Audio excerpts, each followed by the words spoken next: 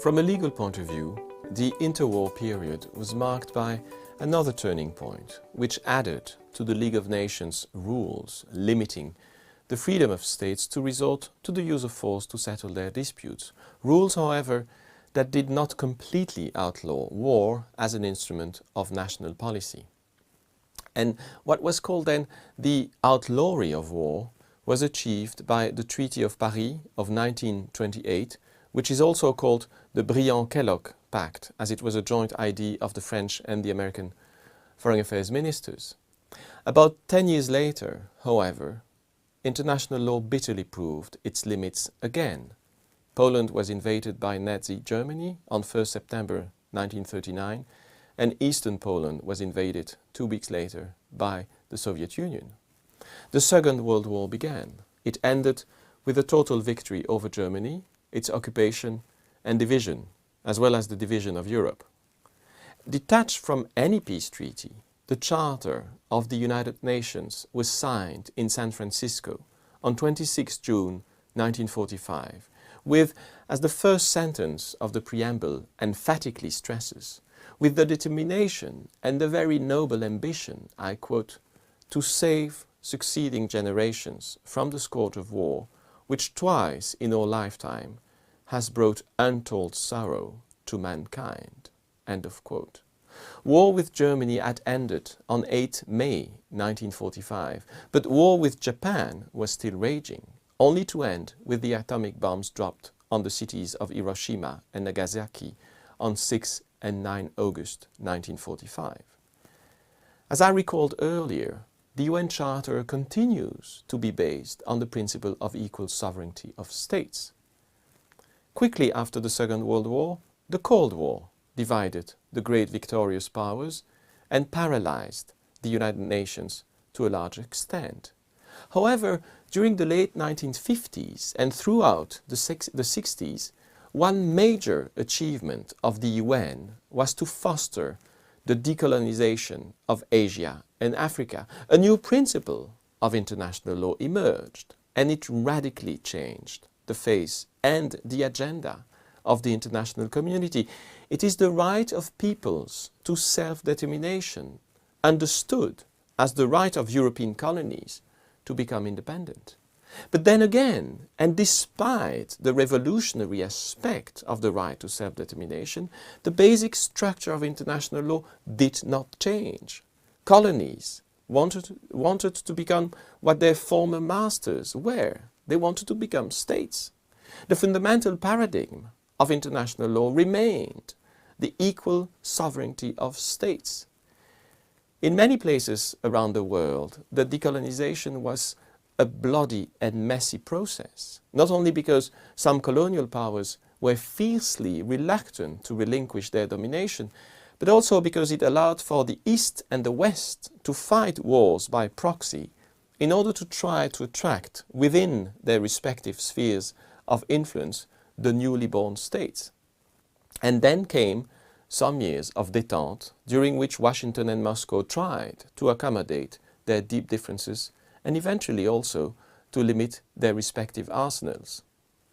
With the liberation of Nelson Mandela in February 1990, with the reunification of Germany a few months later, and with the collapse of the Soviet Union in 1991, the Cold War gradually came to an end, and it opened an intensive era of cooperation between states.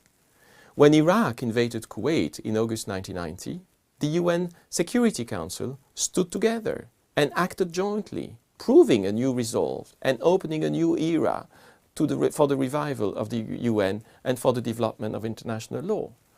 But international law was not only a matter of peace and security in the narrow sense of the word. Three fundamental issues, development, human rights, and the protection of the environment, those three new issues created a new sense of interdependence between the nations of the world, gave new dimensions to the notion of peace and security, and directly challenged the paradigm of state sovereignty on which international law had been so far built and which international law had protected.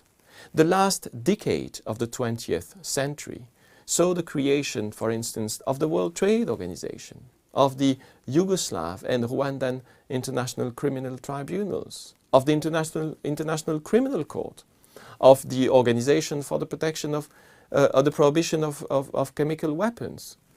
So also the creation of the Kyoto Protocol on climate change.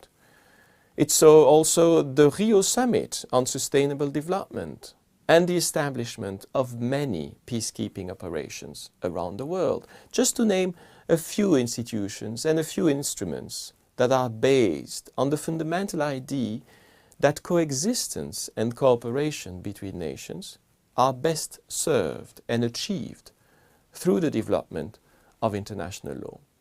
And at the same time, that sovereignty must be transcended in order to adequately address common challenges.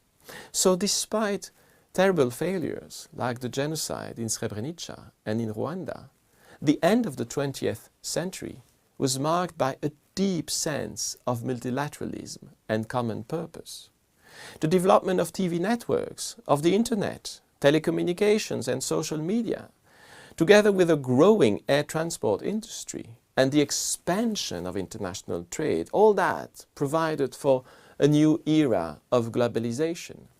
Well, true, the United States of America established itself as the only superpower, but it was largely seen as a benevolent superpower, a power which was positively engaged with the rest of the world and which strived with the rest of the world to improve it.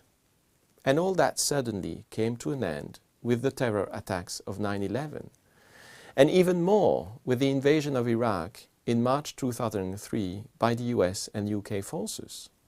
Multilateralism came to a halt and was replaced by unilateralism, sometimes clothed in so-called coalitions of the willing. But coalitions also proved to have limits, and more problems arose. Coalitions come and go, while institutions are resilient, and their international law instruments remain. It is of course too soon to tell, and nobody can read in the future, but despite its pitfall and its limits, international law remains one, if not the only, viable tool that can provide legitimacy for action in the world and foster coexistence and cooperation between states. Coexistence and cooperation. That is what international law is fundamentally about. Coexistence and cooperation may sound very modest purposes compared to a prophetic agenda of peace and justice in the world.